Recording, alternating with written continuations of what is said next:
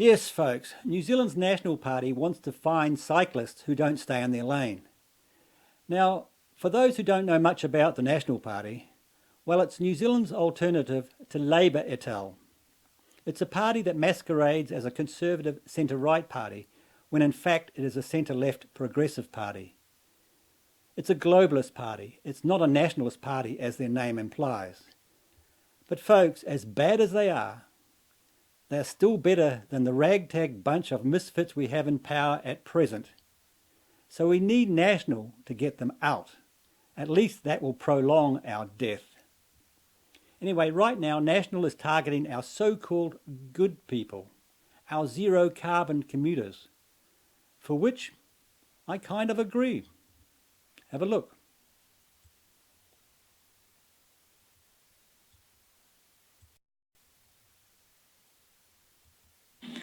The National Party wants cyclists forced off the roads and onto separate cycling lanes where they exist.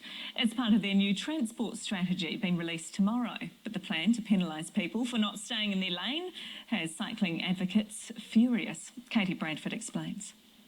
Cycleways are popping up all over the country, but now the National Party wants to force cyclists to stay in their lane. Where the government has built a separated cycle path exclusively for cyclists, cyclists should have to use that path. Absolutely. Frankly, I'm surprised and disappointed at this idea. We need more people on bikes.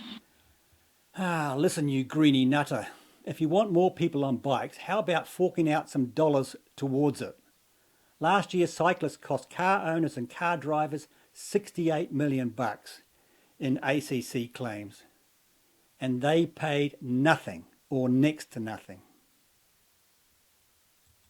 Not punitive measures which are a barrier to people riding bikes. Millions of dollars has been spent building hundreds of kilometres of cycleways. National MP Chris Bishop wants police to be able to fine cyclists who ride on the road. Motorists do get annoyed when they see cyclists actually, on the road as well, when they could be using the dedicated separated cycleway that's been built for cyclists. Exactly.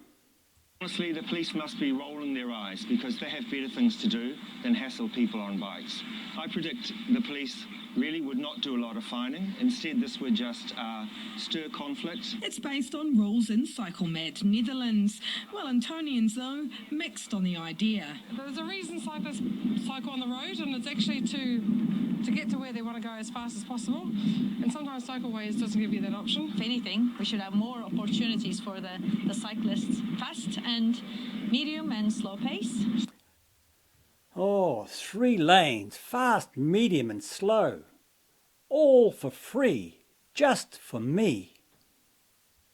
Seems a bit ridiculous. Yeah, but over the top, heavy-handed. I mean, it's just the right thing to do. If they're not using the proper lanes to ride, then they should be fined.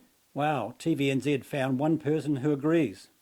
It was former National Prime Minister John Key who kicked off the building of cycleways. And Mr Bishop says even though tomorrow's policy launch will have a big focus on roads, the party will continue to build bike lanes. I'm a huge cycling fan myself. Some cyclists, though, Yeah, I think it's a silly idea. telling National to get on its bike.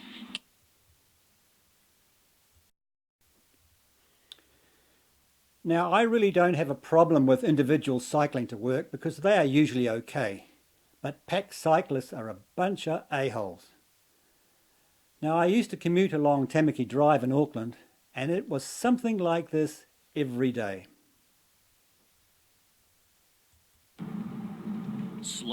Now, this is in Canada. I couldn't find any New Zealand footage.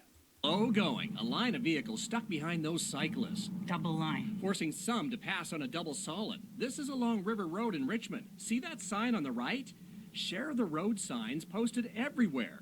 Can't get any clearer than this. Arlene Trivedek took this video in June. The BC Motor Vehicle Act states cyclists must not ride abreast of another. Yeah, the problem is you simply cannot get past them safely. Person operating a cycle on the roadway, and cyclists must obey the rules of the road. No attempt But they don't. to stop at a stop sign. Right through the four-way stop. It happens again. And at Steveston Highway and number 5 Road, they appear to own it.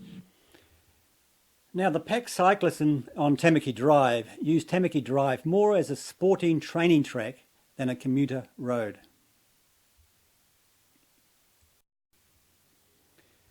Now folks, I think the two abreast law has to change. Subduction zone getting started today. GNS and other scientists are on the Look at these guys. They simply don't care about the car behind. the Tangaroa, putting down monitoring equipment along the east coast of the North Island. Come on guys, single file. Understand subduction zones because they...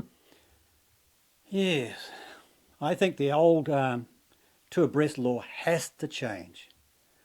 It no longer reflects the present road conditions. Yeah, now here's another failed green idea. Those familiar Lime scooters are being ordered off the streets in our biggest city. And the surprise move means dozens of jobs could be on the line. Auckland officials have given Lime just days to gather up its nearly 1,000 scooters, and it's not the only operator affected, while 4 other players have got the go-ahead to hit the streets. Here's Kim Baker-Wilson. It's a familiar dash of fluorescent green, but now in Auckland, Lime's day. Look at them flying around on footpaths. Those things are as dangerous as buggery. Days are numbered. Everyone's devastated. Workers in the city fringe warehouse fixing and maintaining scooters might be squeezed out. We have about 45 people who work for our warehouse in Auckland, so we need to figure out what the process is going to be. I don't know how many or if any will be on the line. Lime says it was taking safety seriously, but for bosses at Auckland Council and Auckland Transport, it wasn't enough. Their application didn't quite come up to the level of the 4 that have been successful. Those providers offered things others didn't, like scooters braking on their own, going down hills, and sending out an alert when they've tipped over. Today, Lime was blindsided. We've just had a brief conversation with Lime, letting them know they've been unsuccessful. Haven't had an in-depth conversation with them as yet. Singapore-based Beam is one of the chosen 4. That won't make any difference whatsoever.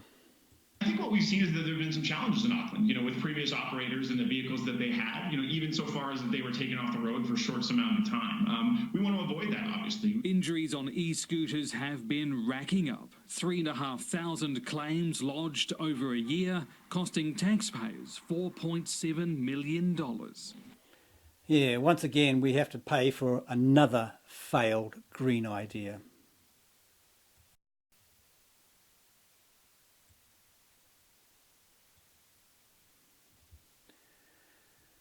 Yes, so you can see what's going on here, folks.